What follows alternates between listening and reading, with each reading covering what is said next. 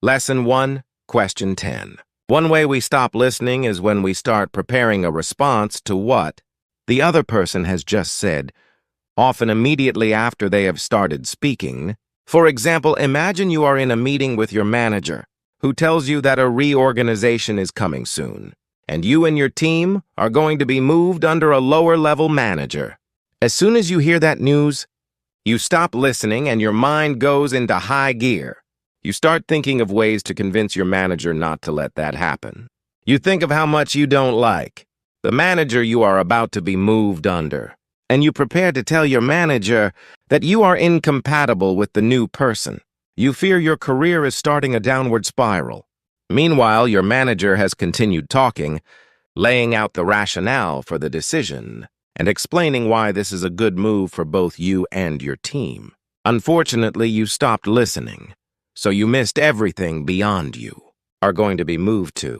When you prepare your response as the other person is talking, you are missing out on hearing what the other person is sharing with you.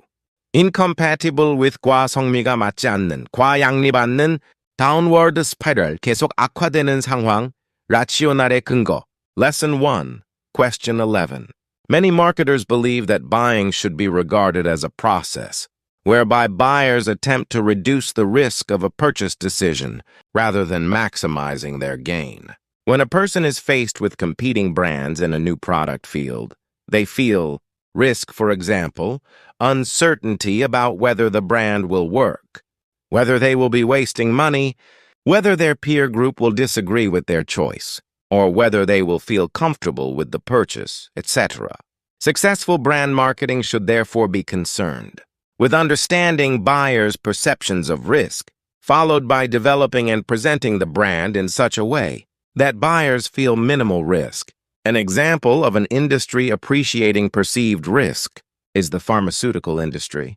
A company marketing a new drug suitable for children needs to consider the parents' concerns about risk. One company launching such a product worked with a series of pain specialists in pediatric hospitals, providing clinical data and product trials so that specialist endorsement of the brand would reassure parents and help to minimize their perception of risk.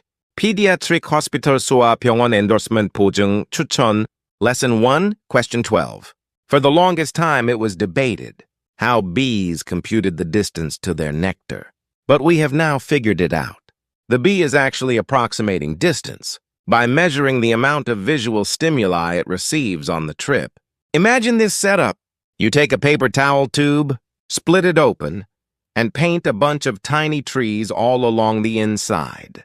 Then you tape it back up and put the tube at the door of the hive, so that the bees must fly through it to exit. Bug scientists discovered that while the bee only flies 10 inches through the tube, from its point of view, it just flew through an entire forest.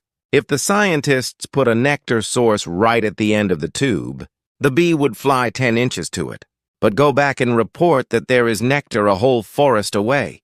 This was confirmed by removing the tube, then putting tiny little RFIDs on the backs of the bees that saw the dance of the tricked bee and went on to overshoot the location by a mile. So the bee is really just a simple little robot driven by cunning algorithms. 넥타꽃의 꿀 RFID 전자태그 전파를 이용해 원거리에서 정보를 인식하는 기술 튜닝 교묘한